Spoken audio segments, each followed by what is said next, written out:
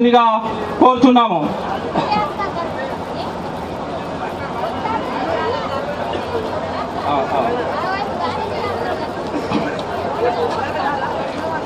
Parliament co convener Inigala Yugender Reddy గారిని వేదిక మీదకి రావాల్సిందిగా కోరుచున్నాము. అదేవిధంగా railway board member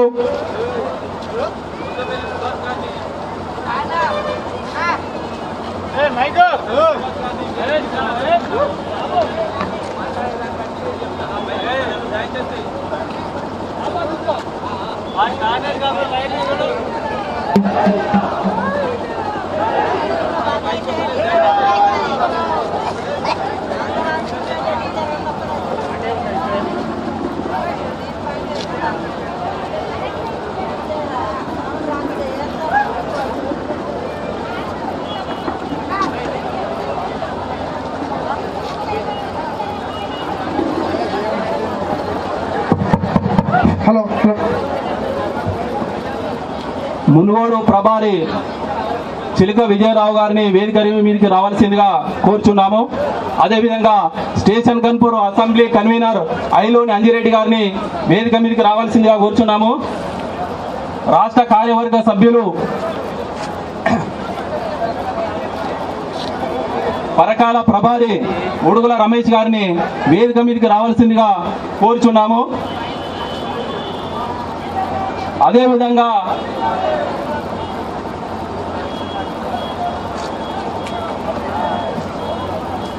station Ghanpur నియోజకవర్గానికి చెందినటువంటి వివిధ మండల అధ్యక్షులు లింగాల్ గన్పూర్ బీజేపీ అధ్యక్షులు ప్రజ్ఞాపూర్ అంజనేయులు గారిని, అదేవిధంగా ఇన్ఛార్జ్ వల్లాల వెంకటేష్ గారిని, అదేవిధంగా రఘునాథ్పల్లి బీజేపీ అధ్యక్షులు పుప్పాల వేణుకుమారు, ఇన్ఛార్జి సోమిడి వెంకటరెడ్డి గారిని, స్టేషన్ గన్పూర్ బీజేపీ అధ్యక్షులు చాట్ల రమణ గారిని, అదేవిధంగా ఇన్ఛార్జి కావటి ముత్యాల గారిని, అదేవిధంగా జఫర్గఢ్ అధ్యక్షులు కోరుకొప్పుల నాగేశ్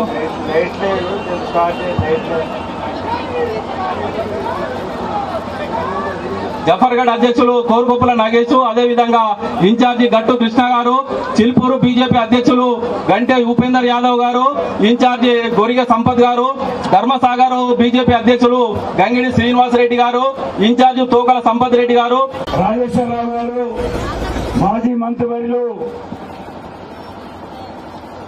విజయరామారావు గారు, ప్రకాష్ రెడ్డి గారు, బైరెడ్డి ప్రకాష్ రెడ్డి గారు, కేవీఎన్ రాజు గారు, మరియు విజయరావు గారు, సుభాష్ గారు, ఉడుగుల రమేష్ గారు, వేదిక మీద ఉన్నటువంటి అందరికీ పేరు పేరున మరియు వేదిక మీద ఉన్నటువంటి ఆడపడుచులకు, అక్కలకు మరియు స్టేషన్ గన్పూర్ వాసులందరికీ నా యొక్క నమోత్సవాంజలి తెలియజేస్తూ, లైట్ లేదు కాబట్టి వక్తలు ముఖ్యమైన వక్తలు ముగ్గురే మాట్లాడతారు, మీరేమనుకోవద్దు. ఈ విజయ సంకల్ప యాత్ర 20వ తారీఖు స్టార్ట్ అయి నరేంద్ర మోడీ గారు 10 సంవత్సరాల్లో తీసుకొచ్చినటువంటి సంక్షేమ పథకాలు, తీసుకున్నటువంటి అనేకమైన నిర్ణయాలతోటి దేశం అభివృద్ధి పదంలో నడుస్తూ ఒకవైపు పేదరికాన్ని నిర్మూలించి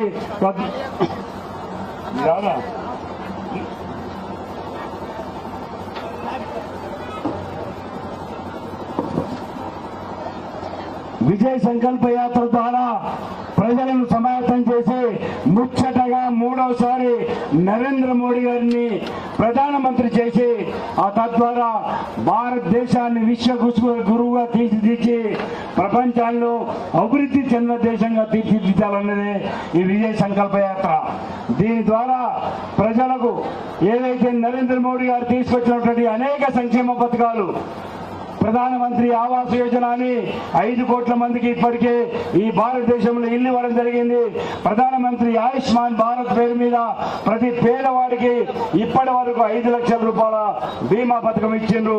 ఇక ముందు దాన్ని 10 లక్షలు చేస్తున్నారు. అదేవిధంగా కరోనా పీరియడ్ లో ఉచితంగా టీకాలు ఇవ్వడం కానీ, లేకుంటే 3 సంవత్సరాలుగా ప్రతి పేదవాడి ఇంటికి 5 కిలోల బియ్యం ఇస్తూ దాన్ని ఇంకా 5 సంవత్సరాలు పొడిగించి ఈ విధంగా చెప్పుకుంటూ పోతే తెల్లారుతుంది. కాబట్టి వీటన్నిటినీ ఒకవైపు పేదరికాన్ని నిర్మూలిస్తూ మరొక వైపు దశాబ్దాలుగా శతాబ్దాలుగా పెండింగ్ లో ఉన్నటువంటి అనేకమైన సమస్యలకు పరిష్కారం చూపించినటువంటి వ్యక్తి నరేంద్ర మోడీ గారు. ఆర్టికల్ 370 కానీ, రామజన్మ భూమి కానీ, త్రిపుల్ తలాక్ కానీ, ఆడపడుచులకు పార్లమెంట్ లో బిల్లు కానీ ఇవన్నిటినీ మాట్లాడేటువంటి వక్తలు చెప్తారు. కాబట్టి ముచ్చటగా 3వసారి నరేంద్ర మోడీ గారికి ప్రధానమంత్రిగా అవకాశం ఇచ్చి ఈ అభివృద్ధి చెందుతున్న దేశాన్ని ఎక్కడో 10వ స్థానంలో ఉన్నటువంటి ఆర్థిక వ్యవస్థను ఈ రోజు 5వ స్థానాన్ని తీసుకొచ్చినటువంటి ఘనత నరేంద్ర మోడీ గారు. అంతేకాదు ఇంకొకసారి అవకాశం ఇస్తే దాన్ని 3వ స్థానాన్ని తీసుకొస్తామని మొన్న పార్లమెంట్ సాక్షిగా చెప్పిన సంగతి మనందరికీ తెలుసు.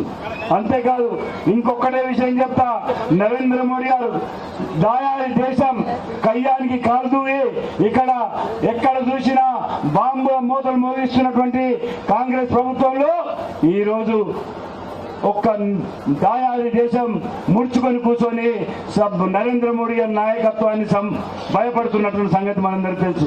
కాబట్టి మిత్రులారా, మీరందరూ ముచ్చటగా 3వసారి నరేంద్ర మోడీ గారికి అవకాశం ఇచ్చి ఈ భారతదేశాన్ని విశ్వగురుగా ఎదిగడానికి మీరందరూ ప్రయత్నం చేస్తారని ఆశిస్తూ ఇప్పుడు ఈ సభను ఉద్దేశించి రాజేశ్వరరావు గారు మాట్లాడవలసిందిగా విజ్ఞప్తి చేస్తున్నాం. సభాధ్యక్షులు జనగాం జిల్లా బీజేపీ అధ్యక్షులు సోదరుడు దశమత్ రెడ్డి గారు, ఈ కార్యక్రమానికి ముఖ్య అతిథిగా చేసిన మన ప్రియతమ బీజేపీ నాయకులు, గతంలో ఈ తెలంగాణ రాష్ట్రంలో అన్ని శాఖలు నిర్వహించి అనేక మంది పేద బడుగు బలహీన వర్గాల అభిమానాన్ని సంపాదించిన పెద్దలు ఈటల రాజేందర్ గారు, పెద్దలు మాజీ మంత్రి మాజీ పార్లమెంట్ సభ్యులు గుండె విజయరామారావు గారు, ఇంకా వేదిక మీద హాజరైన పెద్దలందరూ, సోదరుడు ప్రకాష్ రెడ్డి గారు బీజేపీ రాష్ట్ర అధికార ప్రతినిధి, మిత్రులారా, సోదరులారా, సోదరిమణులారా, పత్రికా విలేకరులారా, ఈ పేర్లని చెప్తే ఎక్కువ టైం పోతుంది కాబట్టి నేను ఎక్కువసేపు ఒక 5-6 నిమిషాలలో మాట్లాడి కంప్లీట్ చేస్తాను. ముఖ్యంగా మేమందరం కూడా మొన్న ఎన్నికలలో కొంతమంది సిఆర్సార్ కేసు ఉంటారు, కడియం సిఆర్కి, కొంతమంది ఇందిరమ్మ కేసు ఉంటారు కాంగ్రెస్ పార్టీకి. ఎందుకంటే మా విజయరామారావు సార్ కొద్దిగా ఓటర్లకు ఆనినట్టుగా అనిపించలేడు, కొద్దిగా జడితిత్తలేరు. ఎందుకో గణపూర్ ప్రజలు బీజేపీ కోటేయాలంటే వెనక ముందు చేసినట్టుగా అనిపిస్తుంది కమల పువ్వు గుర్తు మీద. నేను ఒక విషయాన్ని గణపూర్ ప్రజలకు నేను మనవి చేస్తా ఉన్నా. 1984లో ఇదే గణపూర్ నియోజకవర్గం, ఇదే జనగామ నియోజకవర్గం, ఇదే హన్మకొండ నియోజకవర్గం దేశంలో విదేశాంగ మంత్రిగా ఉండి ప్రధానమంత్రిగా ఉన్న పివి నరసింహారావును ఓడించి జంగారెడ్డి గారిని గెలిపించిన ఘనత ఈ గణపూర్ ఓటర్ మహాశయులు అని చెప్పి నేను మనవి చేస్తా ఉన్నా. గణపూర్ చరిత్ర చాలా గొప్ప చరిత్ర. తెలుగుదేశం పార్టీ ఎన్టీ రామారావు గారు పార్టీ పెట్టినప్పుడు సుదర్శన్ అని ఊరు పేరు తెలియని పుల్లకోటేలు కొడుకును ఇక్కడ మీ అందరికి చాలా మందికి గుర్తుండకపోతే తెలియదు చాలా మంది, ఎందుకంటే నేను చూస్తా ఉన్నా అందరూ 30-40 ఏళ్ళోళ్ళు 40-50 ఏళ్ళలో ఉన్నారు. నా ఏజ్ ఉన్న లెవెల్ కనిపిస్తలేరు పెద్దగా. 83లో సుదర్శన్ అని ఒక ఆయన తీసుకొచ్చి పెట్టినాం. ఎవరి మీద? గోకా రామసాయి మంత్రి మీద. గోకా రామసాయి మంత్రి మీద పెడితే కేవలం ఒక 600-700 ఓట్లు మాత్రమే తేడాతో గోకా రామసాయి గెలిచిండు. ఒక 600-700 ఓట్లతోనే మరి పుల్లా సుదర్శన్ ఓడిపోయిందని చెప్పి, అంటే గణపూర్ నియోజకవర్గం ఒక స్పందన, స్పార్క్ అనేది గణపూర్ నియోజకవర్గంలో ఉంటుందని చెప్పి నేను మనం చేస్తా ఉన్నా. మరి ఆ స్పార్క్ మాకు కూడా అక్కడికి రావాలని చెప్పి నేను అనుకుంటా ఉన్నా. మేము 2000 ఈటల రాజేందర్ గారికి తెలిసి ఉండాలి, 2001లో మేము బీజేపీ టీడీపీ పొత్తు, సిఆర్సార్ మంత్రి, విలేకరులకు కూడా కొంత ఐడియా ఉంటే ఉండొచ్చు. సిఆర్సార్ మేము ఇక్కడ టీడీపీ బీజేపీ పొత్తుల మన గుర్రం యాదగిరికి ఎంపీటీసీ సీట్ ఇవ్వని చెప్పి అడిగినాం. గుర్రం యాదగిరికి ఎంపీటీసీ సీట్ ఇవ్వమంటే యాదగిరి మీకు ఎవరికన్నా విజయరావు గుర్రం యాదగిరికి ఎంపీటీసీ టికెట్ ఏమంటే అరే వారికానా ఎంపీటీసీ టికెట్ అని నేను బీజేపీ, ఆయన టీడీపీ. వీడు ఏం చేసిండు యాదగిరి ఊరుకోక, నాకంటే చాలా చిన్నోడు కాబట్టి నేను వాడు వీడు అంటున్నా, ఆ సన్నిహితం నాకున్నది. వాడు ఏం చేసిండు, నా శిష్యుడు వాడు బీజేపీకి రాజీనామా చేసి టీఆర్ఎస్లోకి పోయాడు. టీఆర్ఎస్లోకి పోతే గుర్రం యాదగిరితో పాటుగా మొత్తం ఎంపీటీసీ మెంబర్లు, జడ్పీటీసీ మొత్తం కూడా టీఆర్ఎస్ గెలిచింది. సిఎస్ఆర్ మంత్రి కూడా టీడీపీ చిత్తుగా ఓడిపోయింది చెప్పి మనం చేస్తా ఉన్నా. అంటే గన్పూర్ నియోజకవర్గంలో ఒక గొప్ప చరిత్ర ఉన్న నియోజకవర్గం. నేను ఎందుకు చెప్తున్నా అంటే, మరి ఈసారి కొద్దిగా మాకేమైనా అవకాశం ఇస్తారా, మమ్మల్ని ఏమైనా నమ్ముతారా, మమ్మల్ని ఏమైనా జడిస్తారా అడగటానికి మేము ఇవన్నీ కూడా మీకు చెప్పినాం. ఏమంటారు మరి మీరు, అమ్మ ఏమంటారు, ఎత్తరా ఒక్కసారి చేయలేబట్టి కమలపు గుర్తుకే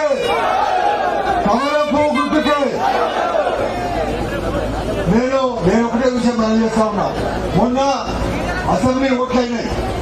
అసెంబ్లీలో తెలంగాణలో ఎంతమంది ఉంటారు, 119 మంది ఉంటారు. 119 మంది. ఈ 119 మందికి సిఎస్ఆర్ వెళ్తే అసెంబ్లీలో కొట్లాడారు కావచ్చు. ఇప్పుడు కూడా ఇవాళ కూడా కొట్లాడడానికి మేడిగడ్డకు 50 లక్షల రూపాయలు తిని, 1,00,000 కోట్లు తిని మళ్ళీ మేడిగడ్డకు పోతాడు. ఆ సారు కూడా ఎట్లా పోతాడో, సారుకు పాలన ఎట్లా జరుగుతుందో నాకైతే అర్థమవుతలేదు. మిత్రులని మనం చేస్తా ఉన్నా, 119 అసెంబ్లీ సీట్లున్న సిఎస్ఆర్ లేకపోతే ఇందిరమ్మ గెలిస్తే వాళ్ళైతే బాగుంటుంది, విజయరామారావు సార్ లాభం లేదా అప్పుడు అడుగుని ఉంటారు మీరు. అది కేవలం 119 సీట్లు. ఇప్పుడు రాబోయే ఎన్నికలు పార్లమెంట్ ఎన్నికలు. పార్లమెంట్ లో ఎన్ని సీట్లు ఉంటాయి, 543 సీట్లు ఉంటాయి. 543 సీట్లు ఉంటాయి పార్లమెంట్ లో. ఈ 543 సీట్లలో ఈ టీఆర్ఎస్ వాళ్ళు, కారు గుర్తోళ్ళు పోటీ చేసేదే 16 సీట్లు. మొత్తం 17 ఒకటి ఆల్రెడీ సరెండర్ అవుతారు ఎంఐఎం. పోటీ చేసేది 16 సీట్లు. గెలుస్తారా అంటే ఏం గెలిచే అవకాశం లేదు. నేను ఒకటే మనం చేస్తా ఉన్నా, గెలిచే అవకాశం లేని టీఆర్ఎస్ కు ఓటేస్తే అది గన్పూర్ చెర్లే. నేను మీ అందరితో కూడా మనం చేస్తా ఉన్నా. మరి కాంగ్రెస్ పార్టీ 543 సీట్లలో 40 సీట్లు కూడా గెలిచే అవకాశం లేదు. మరి 40 సీట్లు గెలిచే కాంగ్రెస్కి ఎత్తరా, లేకపోతే ఒక్క సీటు కూడా గెలవలేని టీఆర్ఎస్కి ఎత్తరా, లేకపోతే 400 సీట్లు గెలిచే అవకాశం ఉన్నా గుర్తు మీరు ఓట్లేస్తారా? ఒక్కసారి మీరు ఆలోచించాల్సి మనం చేస్తా ఉన్నా. 543 సీట్లలో నరేంద్ర మోడీ నాయకత్వంలో 400 సీట్లు వచ్చే అవకాశం ఉన్నా మరి టీఆర్ఎస్ అభ్యర్థికి ఓటేస్తారా? అయితే టీఆర్ఎస్ అభ్యర్థి ఆంతడో లేదో, అని ఆనడానికి ఏమున్నది, 2 కాళ్ళు 2 చేతులు, ఈ అంతా మంచిగానే. ఎవరైనా ఇక్కడ ఉన్నోళ్ళు ఎవరైనా ఎవరి పేరైనా చెప్తే మిగిలినకు కోపం వస్తుంది కాబట్టి నేను చెప్తలేను. కానీ బీజేపీ వాళ్ళు అరే నరేంద్ర మోడీ గారు ఏం మంచిగా అనిపించలేడా? నరేంద్ర మోడీ గారు రేవంత్ రెడ్డి కంటే మంచిగా అనిపించలేడా? లేదా సిఎస్ఆర్ కంటే మంచిగా అనిపించలేడా? కేటీఆర్ కంటే మంచిగా అనిపించలేడా? అయితే కేసీఆర్ ఆయనే అంటాడు బక్క పలసలోని తోలు బొక్కలు తప్ప నాకేమున్నదని. మిత్రులని మనం చేస్తా ఉన్నా, ఒక్కసారి గన్పూర్ నియోజకవర్గంలో ఉన్న అన్ని మండలాల్లో ఉన్న ప్రజలందరూ కూడా ఒక్కసారి ఆలోచించాలి. మాకు విశ్వాసం ఉన్నది. గతంలో విజయరామారావు సార్ బీజేపీలో చేరకముందు మేము అనుకునేది ఏంటంటే, గన్పూర్ నుంచి మాకు ఎవరు కూడా ఎమ్మెల్యే లేరు. సత్యనారాయణ రెడ్డి గారు, మన్నాడు సత్యనారాయణ రెడ్డి గారు, ఆయన కూడా ఎమ్మెల్యే గెలిచినా కూడా టీఆర్ఎస్ నుంచే గెలిచిండు. కానీ మేము పరకాలు కానీ, భూపాలపల్లి కానీ, వర్ధనపేట కానీ, వరంగల్ కానీ, హన్మకొండ కానీ అన్ని నియోజకవర్గాలలో బీజేపీ పేరు మీద మేము గెలిచిన వాళ్ళు ఉన్నాం. మరి ఇక్కడ కూడా గెలిచే అవకాశం లేదు అని అనిపించేది. కానీ మీ అందరూ చూసిన తర్వాత అట్లాంటి తక్కువ అంచనా వేయాల్సిన అవసరం లేదని చెప్పి నేను మీ అందరితో కూడా మనం చేస్తా ఉన్నాను. గన్పూర్ నియోజకవర్గంలో కూడా బ్రహ్మాండమైన స్పందన ఉండే అవకాశం ఉందని చెప్పి నాకు అనిపిస్తా ఉన్నది. మరి ఈ పరిస్థితుల్లో మీరు ఇవాళ మేము వచ్చింది కూడా కేవలం సినిమా బాహుబలి సినిమా కానీ, RRR సినిమా కానీ, సినిమా రిలీజ్ అయ్యే ముందు అది ఏంది ట్రయల్ చూపిస్తారు కదా. సినిమా చూపెట్టే ముందు, అసలు సినిమా వచ్చే ముందు ట్రయల్ చూపిస్తారు. ఆ షో మంచిగా అయ్యడానికి కొరకు ఆ సినిమాలో పనిచేసిన హీరో, హీరోయిన్ వాళ్ళందరూ కూడా వచ్చి ఇట్లాంటి అందరికి జనానికి ఆ సినిమా పబ్లిసిటీ కొరకు, అదొక మంచి వర్డ్ ఉన్నది, నాకు యాదకలేదు. పబ్లిసిటీ కొరకు ప్రీమియర్ షో చూపిస్తారు. నేను మనవి చేస్తా ఉన్నా, ఇవాళ ఇదొక ప్రీమియర్ షో లాంటిది. మేము ఎందుకు వచ్చినామంటే, మేము మా పార్టీ కొరకు, కమల గుర్తు కొరకు 400 సీట్లు గెలవబోతా ఉన్నాం. 10 సంవత్సరాలుగా మేము చెప్తే నమ్మలే. బీజేపీ గెలుస్తుంది, మీరు బీజేపీని గెలిపియండి. బీజేపీని గెలిపిస్తే వరంగల్ పార్లమెంట్ సభ్యుడు కూడా బీజేపీ గెలిస్తే పార్లమెంట్ లో బీజేపీ గురించి, వరంగల్ గురించి, చారిత్రాత్మకమైన వరంగల్ గురించి మాట్లాడే అవకాశం ఉంటుందని చెప్తే నమ్మలే. 2014 నమ్మలే. అయినా ఊపుకున్నావా? అయినా కూడా మీ ఎంబడి పడతా ఉన్నాం, లైన్ ఎత్తా ఉన్నాం, బతలాడుతా ఉన్నాం, ఇల్లులు తిరుగుతా ఉన్నాం. ఇల్లులు తిరిగి ఇంట్లో ఉన్న పోరగాళ్ళు, పెండ్లు, అయ్యా అవ్వ ఏం బీజేపీ రా, దిక్కుమొక్కు లేదు బీజేపీ, ఎవడు అడుగుతాడు రా, ఏం లేదు ఎదిగిపోతాడని పెండ్లం కూడా ఆఖరికి ఎటుపోయిందంటే ఏమ్మా ఆయన వాళ్ళు ఏడిపోయి పార్టీ పట్టుకొని తిరుగుతాడు, ఎవడు అడిగినోడే లేడు అని చెప్పి అన్నా కూడా ఇంట్లో తిండి సరిగా పెట్టకుండా కూడా మేము ఇక్కడ ఉన్న వాళ్ళందరం కూడా బీజేపీ పార్టీ పట్టుకొని తిరుగుతా ఉన్నాం. ఏ విజయరావు నిజమేనా? ఎప్పుడైనా నీ పెళ్ళని తిట్టిందా? మిత్రులని మనం చేస్తా ఉన్నా, అయినా కూడా ఈ పార్టీని పట్టుకొని మేము తిరుగుతా ఉన్నాం. మీరు ఓటేసినా ఓటేయకుండా మా మాట నమ్మినా నమ్మకున్నా మరి మేము మీ ఎంబడి పడి మేము బతిలాడుతూ ఉంటాం. మరి ఈటల రాజేందర్ గారు కానీ లేకపోతే అన్న విజయరామారావు గారు లాంటి అనేక మంది పెద్దలు వచ్చిండ్రు, వాళ్ళ మాట నమ్ముందని చెప్పి నేను మీ అందరు బతిలాడుతూ ఉన్నా. వాళ్ళు ఇన్ని రోజులు మా మాటను నమ్మలే, ఇప్పుడు వీళ్ళ మాట నమ్ముండ్రి. కనీసం వీళ్ళు వచ్చినాక వీళ్ళతోని గ్యారంటీగా తెలంగాణలో 17 సీట్లు గెలిచే అవకాశం ఉన్న పార్టీ ఒక భారతీయ జనతా పార్టీ అని నమ్మి మరి గన్పూర్ ప్రజలు, గన్పూర్ ఓటర్లు, చైతన్యవంతమైన ప్రజలు మీరందరూ కూడా బీజేపీని ఆదరించాలని, బీజేపీ ఓటేయాలని, రాబోయే ఎన్నికల్లో మరి కమలం గుర్తు మీద ఓటేయాలని చెప్పి మీ అందరితో కూడా సవినంగా మనవి చేస్తూ, కమలం పువ్వు గుర్తుకే. ఇంతకుముందు పాటలు పాడే ఆ తమ్ముడు అంటే బాగా అన్నారు, ఇప్పుడు ఏమో నేను అంటే అటలేరు ఎందుకో. నరేంద్ర మోడీ గారి నాయకత్వం, ఈటల రాజేందర్ గారి నాయకత్వం. కాన్స్టిట్యూన్సీ ప్రభారి పద్మారెడ్డి గారిని వేదిక మీదకి రావాల్సిందిగా విజ్ఞప్తి చేస్తున్నా. భారత్ మాతాకి ఫిర్ ఏక్ బార్, మరొక్కసారి ఇప్పుడు ఈ ప్రాంత వాసి మన విజయరామారావు గారిని మాట్లాడవలసిందిగా విజ్ఞప్తి చేస్తున్నా. సభాధ్యక్షుడు పెద్దలు దశమంత్ రెడ్డి గారు, ఈ కార్యక్రమంలో ముఖ్య అతిథి గౌరవ మాజీ మంత్రివర్యులు రాజేందర్ గారు, అట్లాగే కార్యక్రమంలో వచ్చినటువంటి ప్రకాష్ రెడ్డి గారు, ప్రభాకర్ రెడ్డి గారు, కేవీఎల్ రెడ్డి గారు, విద్యాసాగరరావు గారు, యుగంధర్ రెడ్డి గారు, ఐలోని అంజిరెడ్డి కన్వీనర్ గారు, మురళీధర్ రెడ్డి ఇన్ఛార్జ్ గారు, ఇంకా మరి ఈ నియోజకవర్గ మండల అధ్యక్షులు ఉపేందర్ గారు, రమణ గారు, మధు గారు, ఆంజనేయులు గారు, రాజు గారు, గణేష్ గారు, శ్రీనివాస్ గారు, విజయరావు గారు, రమేష్ స్టేట్ బాడీ మెంబరు, మిత్రులారా చాలామంది ఉన్నారు. ఇంకా నాతోటి పాత్రికేయ మిత్రులు, గన్పూర్ వాసులారా, ఇంతసేపు అన్న చెప్పిండు, గతంలో శేషన్ గన్పూరే కాదు వరంగల్ జిల్లాలో ఎక్కడ కూడా బీజేపీ పార్టీకి ఈ 2-3 శాసనసభ ఎన్నికల, లోక్సభ ఎన్నికల ఎక్కడ కూడా బీజేపీ పార్టీని గెలిపించలే, బీజేపీ పార్టీకి ఓటేయలే. మనం నరేంద్ర మోడీకి ఈ ప్రాంతంలో ఓటు రాలేదనేది చాలా స్పష్టంగా తెలిసింది. అయినా నరేంద్ర మోడీ నిరాశ చెందలే, నిస్పృహ చెందలే, మన ఇంటింటికి వచ్చిండు, ఇల్లు సందర్శించిండు.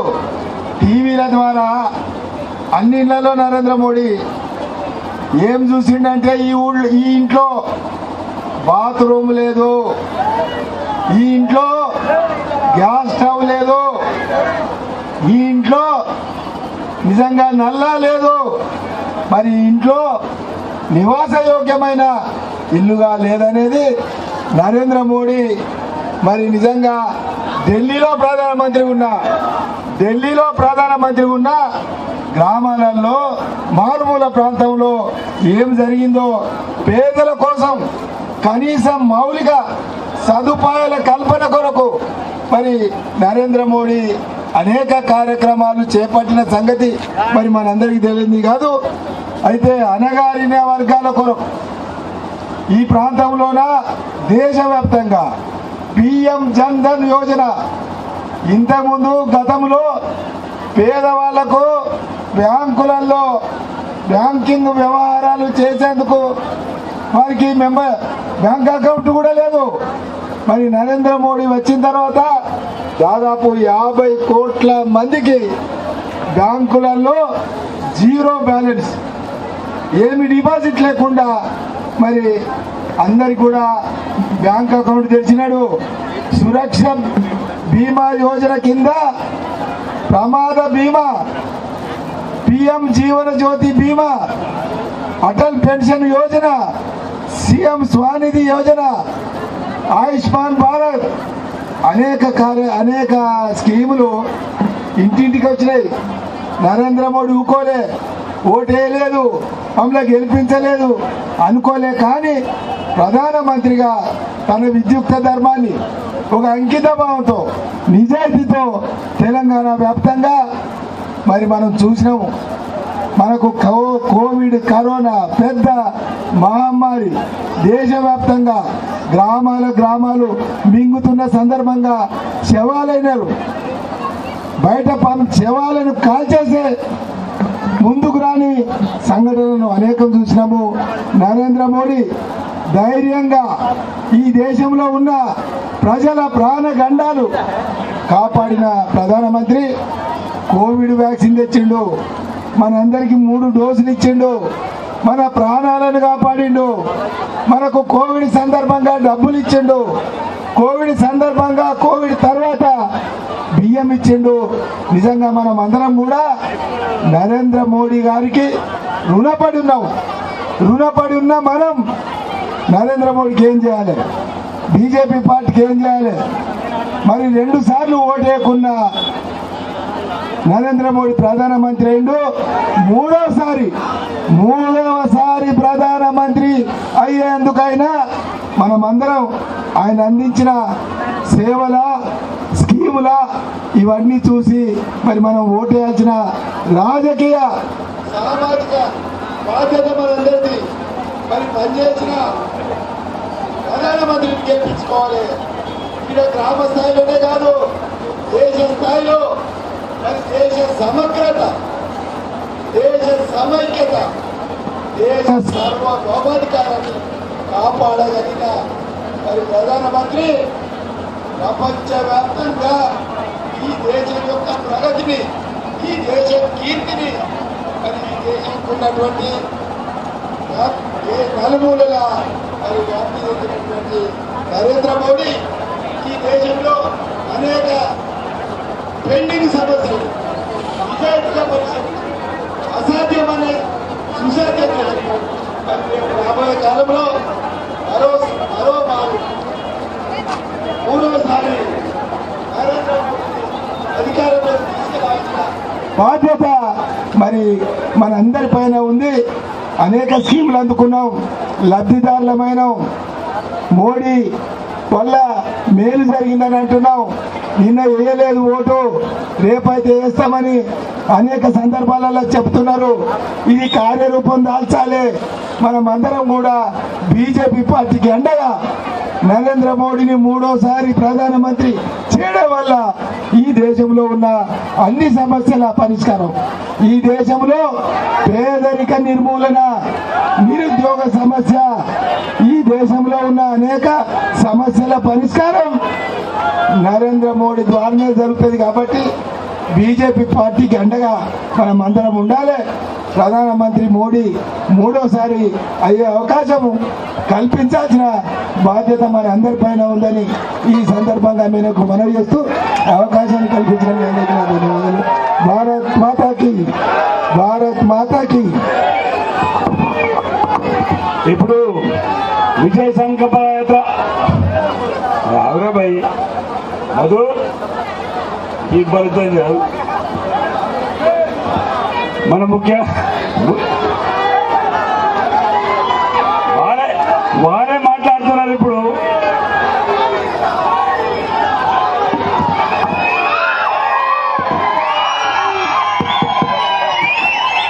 అట్లా కాదు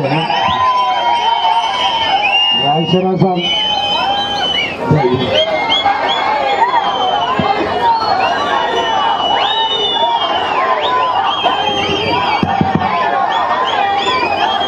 లక్ష్మణ్ గారు సార్ లైట్ లేదు లైట్ లేదు లైట్ లేదు ఉండి జరా లైట్ లేదు ఇంకా చాలదికుల పోవాలి పాలకుర్తి ఉన్నది ఇంకా తురూరు ఉన్నది వాళ్ళకు 7 గంటలకు 8 గంటల టైం ఇచ్చినాము. రాజేశ్వరరావు గారు చాలా గొప్పగా మాట్లాడారు కాబట్టి ఇంకా నేను మాట్లాడేది ఒక 2 విషయాలు చెప్పిపోతా. రాజేశ్వరరావు గారు చెప్పినట్టుగా 1984లో ఈ దేశంలో భారతీయ జనతా పార్టీ 2 పార్లమెంట్ స్థానాలు గెలిస్తే అందులో ఒక స్థానం గెలిపించి ఇచ్చిన రాష్ట్రం తెలంగాణ. గుర్తుపెట్టుకోండి. అది కూడా ఆనాటి హన్మకొండ పార్లమెంటు. రెండవది ఇవాళ రాజేశ్వరరావు గారి వేదన ఆవేదన అయితే ఉందో సార్ ఇవాళ పరిపక్వత తెచ్చుకొచ్చింది సార్. మనం కాదు, మొన్న వేసిన ఓటు అది చిన్న ఓటు అట వాళ్ళ భాషలో, ప్రజల భాషలో మొన్న వేసిన ఓటు చిన్న ఓటు, రాష్ట్ర ప్రజలకు సంబంధించిన ఓటు, రాష్ట్రానికి సంబంధించిన ఓటు. ఇప్పుడు వేసే ఓటు పెద్ద ఓటు, మోడీ ఓటు అని చెప్పి వాళ్ళు అంటున్నారు. నేను 10 రోజులుగా బస్సు యాత్రలు తిరుగుతున్నా, 1-2 రోజులు తప్ప, ఢిల్లీ పోయినప్పుడు తప్ప. ఎక్కడ పోయినా ఒకటే అంటున్నారు, బిడ్డ మొన్ననే జరిగింది ఏదో జరిగిపోయింది, కానీ ఈసారి పార్టీతో సంబంధం లేదు, జెండాతో సంబంధం లేదు, ఇప్పుడున్న ఏకైక సంబంధం నరేంద్ర మోడీ గారి ప్రధానమంత్రిగా చేసే సంబంధం. రెండవ మాట, ఆశ్చర్యకరమైన మాట ఏంటంటే, ఒక పెద్ద మనిషి, చాలా పెద్ద మనిషి సార్, మన కాంగ్రెస్ పార్టీ గెలవాలని మనస్ఫూర్తిగా కోరుకొని తన శక్తిని అంతా ధారపోసాడు ఆ వ్యక్తి అంటున్న మాట ఏంటంటే, రాజేందర్ గారు మొన్నంటే ఏదో బయట పడగలిగినాం, కానీ ఈసారి మాత్రం నా ఇంట్లో ఉన్న నా కోడలు, నా ఇంట్లో ఉన్న భార్య, నా ఇంట్లో ఉన్న బిడ్డ మోడీ గారికే ఓటెత్తా అంటానంటారు. ఇవాళ ఒక నిశ్శబ్ద విప్లవం కశ్మీర్ నుంచి మొదలుపెట్టి కన్యాకుమారి వరకు, అది ఈ రాష్ట్రం ఆ రాష్ట్రం అయితే తేడా లేకుండా, ఈ భాష ఈ సంస్కృతి తేడా లేకుండా అన్ని భాషల, అన్ని సంస్కృతుల, అన్ని రాష్ట్రాల ప్రజానికం మోడీ గారి నాయకత్వంలో ఈ దేశం ఎదిగింది. మోడీ గారి నాయకత్వంలో భారత జాతి ఆత్మగౌరవం నిలిచిందని చెప్పి భావిస్తున్న ఈ శుభవేళ ఇవాళ యువకులుగా, విద్యార్థులుగా వాళ్ళు గర్వపడుతున్నారు.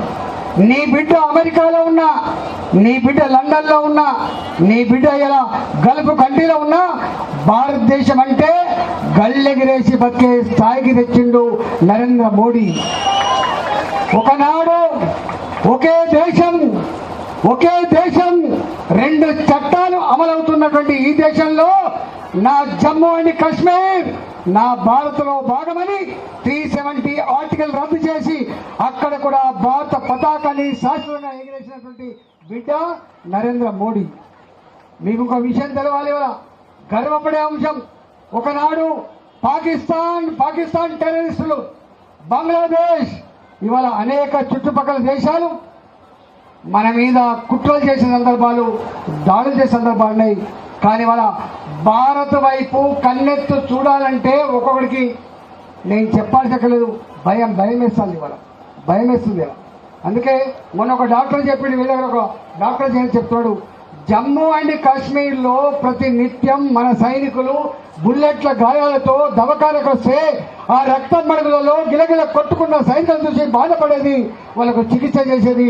కానీ వాళ్ళ నరేంద్ర మోడీ గారు వచ్చిన తర్వాత బుల్లెట్ గాయాలు లేవు, అక్కడ రక్తం మడుగులో కొట్టుకున్నటువంటి సైనికులు లేరు, బాజాప్తా బతికే స్థాయికి తెచ్చిన నాయకుడు నరేంద్ర మోడీ గారు చెప్తున్నా డాక్టర్. ఒక కూరగాయలు అమ్ముకునే తల్లికి, ఒక కంకులు అమ్ముకునే తల్లికి బ్యాంకు ఇలా జన్ధన్ ఖాతాలతో ఇవాళ ఈ పేమెంట్స్తో పేటిఎంలతో పేమెంట్ స్థాయి వస్తుందని ఎవడో ఊహించలేదు. మీకు ఒక విషయం తెలియదు, చదువు రాకపోయినా భారతదేశంలో అమెరికా కంటే చైనా కంటే అతివేగంగా డిజిటల్ ట్రాన్సాక్షన్ జరిపిన దేశం భారతదేశం. నా దేశ ఆడబిడ్డల విషయం మనం మర్చిపోతాం. ఇక్కడ మా ఆడబిడ్డలు కాబట్టి రెండు విషయాలు చెప్పిపోతా. ఒకటి, ఇలా ఉత్తగానే నరేంద్ర మోడీ గారు కొట్టేస్తాను చెప్పట్లేదు. నీ గ్రామాలలో ఉన్నటువంటి గ్రామ పంచాయతీ సిబ్బంది, నీ పట్టణాల్లో ఉన్నటువంటి మున్సిపల్ కార్మికులు, వాళ్ళు లేకపోతే నా ప్రజలకు ఆరోగ్యం లేదని చెప్పి వాళ్ళు చిన్నవాళ్ళు కాదని వాళ్ళ ప్రాణాలను పరంగా పెట్టి వాళ్ళ కుటుంబాలను త్యాగం చేసి దేశ ప్రజల ఆరోగ్యాన్ని అందిస్తున్నటువంటి నా శానిటైజర్ వర్కర్స్ని కాళ్ళు కడిగి నిద్రపోసుకోవాలని చెప్పి భావించి కాళ్ళు కడిగి వాళ్ళ గౌరవం పెంచిన నాయకుడు నరేంద్ర మోడీ గారి విషయం మర్చిపోతారు. కడిగింది ఎవడన్నా? ఎంతో మంది ప్రధానమంత్రి వచ్చిండ్రు, ఎంతో మంది ముఖ్యమంత్రి వచ్చిండ్రు, కానీ సఫాయుడు అని చెప్పి బలాయించిండ్రు, వాళ్ళ చిరది పూజింది తప్ప ఆ సఫాయి కార్మికుల కాళ్ళు కడిగి ఇవాళ గౌరవించినటువంటి నాయకుడు నరేంద్ర మోడీ గారి విషయం మనం మర్చిపోవాలి. ఇవాళ అంతేకాదు, ఇంతకుముందు మా డాక్టర్ విజయరామారావు గారు చెప్పినట్టుగా కరోనా అప్పుడు నీవు చేయలే సర్వీస్, భర్త దాకలేకపోతే భార్య పోలే, కొడుకు దాకలేకపోతే తండ్రి పోలే, అక్కడ సర్వీస్ చేసింది శానిటేషన్ వర్కర్స్. మలమూత్రాలు సాఫ్ చేసి బాత్రూంలను కడిగి వాళ్ళ పక్క బట్టలు మార్చి వాళ్ళ ప్రాణాన్ని పరంగా పెట్టి వాళ్ళని కాపాడినటువంటి కార్మికుల కాళ్ళు కడిగి కూడా నెత్తిలో పోసుకోవడం నరేంద్ర మోడీ గారి విషయం మర్చిపోయి. ఎందుకు ఆ నరేంద్ర మోడీ గారు పనిచేసింది? పేదింటి బిడ్డ కాబట్టి పేదల కన్నీళ్లు కష్టాలు చవిచేసిన బిడ్డ కాబట్టి వాళ్ళ గౌరవాలని చెప్పి ఆ పనిచేసిండు. ఇవాళ మన గ్రామాలలో ఎంత చెప్పినప్పటికీ నా గ్రామాలలో ఆరోగ్యాన్ని అందించే వాళ్ళు ఆశా వర్కర్లు, ఆరోగ్యాన్ని అందించే వాళ్ళు నా ఏఎన్ఎంలు కాబట్టి ఇవాళ వాళ్ళు కావచ్చు, అంగన్వాడీ టీచర్లు కావచ్చు, అంగన్వాడీ ఆయాలు కావచ్చు, ఇవాళ గ్రామాల్లో వరి పంట అనుకునేటువంటి మా మహిళా సంఘాలు కావచ్చు, అన్ని పనులు చేసి పెట్టేది దేశంలో మహిళలే. చివరికి వ్యవసాయ పని కోసం కూడా సర్ది కట్టుకొని ఇలా పొలం కాడికి పోయి వ్యవసాయం నడిపే వాళ్ళు కూడా మా ఆడపిల్లలే. కాబట్టి మోడీ గారు కూడా ఆలోచన చేసిండు, అన్ని పనులు వాళ్ళే చేస్తున్నప్పుడు సైన్యంలో పనిచేస్తున్నారు వాళ్ళు, అంతరిక్షంలోకి పోతున్నారు వాళ్ళు, ఇవాళ పోలీస్ డ్యూటీ బ్రహ్మాండంగా చేస్తున్నారు. అన్ని పనులు చేసినప్పుడు చట్టాలు ఎందుకు చేయొద్దని చెప్పి భావించి ఇవాళ ఎమ్మెల్యేలుగా ఎంపీలుగా ఈ దేశంలో చట్టాలు చేసే అధికారాన్ని నా ఆడపిల్ల కట్టబెట్టిన మొట్టమొదటి పార్టీ, మొట్టమొదటి నాయకుడు నరేంద్ర మోడీ గారు చెప్పాలని చేస్తారు. వచ్చే సంవత్సరం నుంచి, వచ్చే ఎన్నికల నుంచి ఇవాళ మహిళా బిల్లుతో ఈ అసెంబ్లీలో 119 నియోజకవర్గాలు ఉంటే 40 మంది నా ఆడబిడ్డల ఎమ్మెల్యే ఉండేటువంటి ఆస్కారం ఉన్నది. రేపు 17 మంది ఎంపీలు ఉంటే ఇవాళ 6 మంది ఎంపీలు నా ఆడబిడ్డలే ఉండే ఆస్కారం ఉంది. గతంలో ప్రభుత్వాలు చేస్తాను ఊరించిన తప్ప ఆ పని చేసి యావత్ దేశ ఆడబిడ్డల హృదయాల్లో చోటు సంపాదించుకున్న వ్యక్తి నరేంద్ర మోడీ గారు. కాబట్టి వచ్చే ఎన్నికల్లో తప్పకుండా కమలం పోగొడుతున్నాం. భారతీయ జనతా పార్టీని నరేంద్ర మోడీ గారిని 2 మార్క్స్ ఆశ్రయించామని చెప్పి కోరుతున్నాం. ఎందుకంటే మాకు ఇంకా బయటికి పోయింది కాబట్టి ఒకటే మా యువకులకి గంట చెప్పినా కొడతాదే. 500 ఏళ్ల క్రితం మనం ఏం మొక్కుతాం? రాముని మొక్కుతాం. మనం రాముని ఆలయాన్ని ఆనాడు విదేశీ మూకలు దండయాత్ర చేసి ఆ ఆలయాన్ని ధ్వంసం చేస్తే మా ఆలయాన్ని మళ్ళీ మేము నిర్మించుకోవాలని చెప్పి అక్కడ ప్రజానికమంతా కొట్లాడితే 100 మంది చనిపోయినరు. 100 సంవత్సరాలు ఉద్యమాలు నడిపినాయి, కానీ ఎవరు ఆ శాసన చేయలేదు. నరేంద్ర మోడీ గారు వచ్చిన తర్వాత 500 సంవత్సరాల తర్వాత అందరినీ మెప్పించి ఒప్పించి సుప్రీంకోర్టు తీర్పు అనుగుణంగా ఆలయాన్ని కట్టి భారత జాతి విశ్వాసాన్ని కాపాడిన బిడ్డ, భారత జాతి విశ్వాసాన్ని కాపాడిన బిడ్డ నరేంద్ర మోడీ గారు. ఇవాళ ఇంకొక మాట చెప్పోతా, మన దేశంలో మన గడ్డ మీద ఆలయం కట్టడం కాదు మోడీ గారు చేసే గొప్పతనం. ఇవాళ యుఏఈ, యునైటెడ్ అరబ్ ఎమిరేట్స్, అక్కడ దేవాలయాలు ఉండవు. అక్కడ రాజులందరూ కూడా మెప్పించింది నరేంద్ర మోడీ గారు. అయ్యా మీది ముస్లిం దేశాలు కావచ్చు కాక, కానీ మీ ముస్లిం దేశాలలో మా హిందువులు కోట్లలో పనిచేస్తున్నారు, వాళ్ళ విశ్వాసాన్ని గౌరవించాల్సినటువంటి బాధ్యత మీ మీద ఉన్నది, వాళ్ళకి ఎక్కడ దేవాలయాలు అని చెప్పి కోరితే అక్కడ కూడా వాళ్ళని మెప్పించి జాగా తీసుకొని యుఏఈలో మొట్టమొదటిసారిగా పెద్ద దేవాలయాన్ని కట్టి హిందూ జాతి గౌరవాన్ని, హిందువుల విశ్వాసాన్ని కాపాడిన బిడ్డ కూడా నరేంద్ర మోడీ గారు. అందుకని చెప్తే గంటలు చెప్పిన రోజు మోడీ గారి గురించి చెప్తే ఉడతాలి. ఇప్పుడు మోడీ, అందుకే మోడీ గారు ఇవాళ మనం 100 కిలోమీటర్ల స్పీడ్తో నడిచేటువంటి రోడ్డు కావచ్చు, ఇలా రైతులుగా యూరియా బస్తాల కోసం లైన్లు కట్టిన చరిత్రను రూపమాపిన బిడ్డ నరేంద్ర మోడీ మన ఎరువుల కర్మాగా నిర్మించేసాడు. ఇవాళ కాజీపేటలో ఇవాళ మనకు రైల్వే కోచ్ ఫ్యాక్టరీ, రైల్వే వ్యాగన్ల ఫ్యాక్టరీ నిర్మించి అంకితం చేస్తున్న బిడ్డ. అందుకని కొన్ని 100 రకాల కార్యక్రమాలు చేసి ఈ దేశ గొప్పతనాన్ని, దేశ అభివృద్ధిని, భారతదేశం అంటే గొప్ప దేశమైన స్థాయికి తీసుకొచ్చిన బిడ్డ కాబట్టి ఈ దేశాన్ని మరింత గొప్ప ఎదగాలంటే నరేంద్ర మోడీ గారే ఉండాలి. నరేంద్ర మోడీ గారి నాయకత్వంలోనే బాంబుల మోతలు లేవు, నరేంద్ర మోడీ గారి నాయకత్వంలో మత కళాలు లేవు, నరేంద్ర మోడీ గారి నాయకత్వంలో ఇవాళ సుభిక్షంగా బతికే స్థాయి వచ్చింది. కాబట్టి దానికోసం, ఆ గొప్పతనం కోసం నరేంద్ర మోడీ గారిని ఆశీర్వదించమని చెప్పుకోవచ్చు. సెలవుతున్నా. జై తెలంగాణ, జై తెలంగాణ, భారత్ మాతాకి, భారత్ మాతాకి, నరేంద్ర మోడీ గారి నాయకత్వం.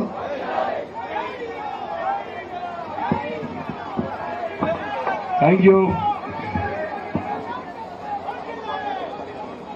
చెంపూరు మండల ఉపాధ్యక్షులు శాలువతో సత్కరిస్తారు ఈటల రాజేందర్ గారిని. ఇప్పుడు రైట్, వెళ్ళిపో.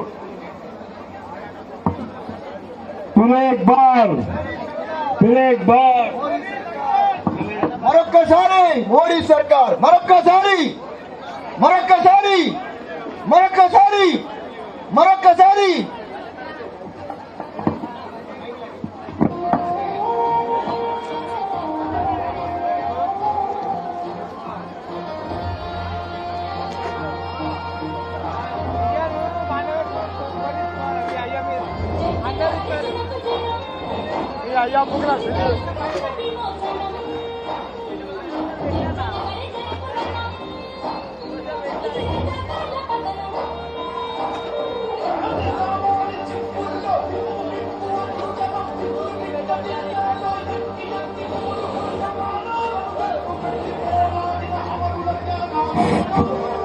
జై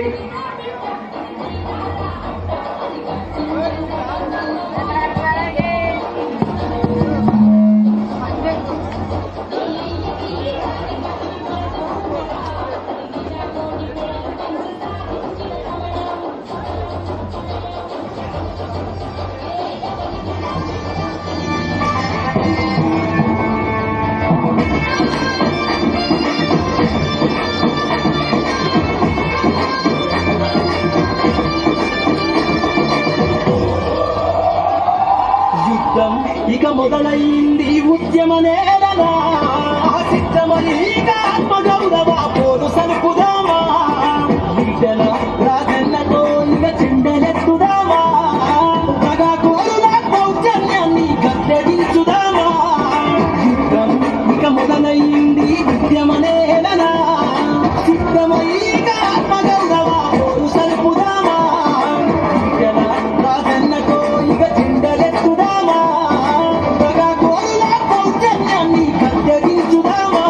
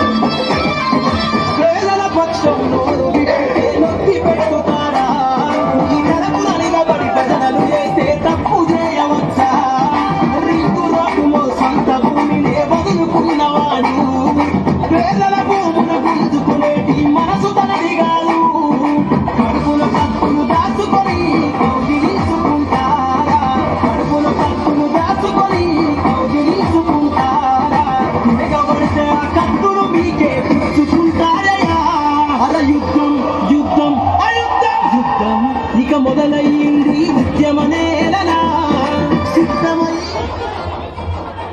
సలుపుదా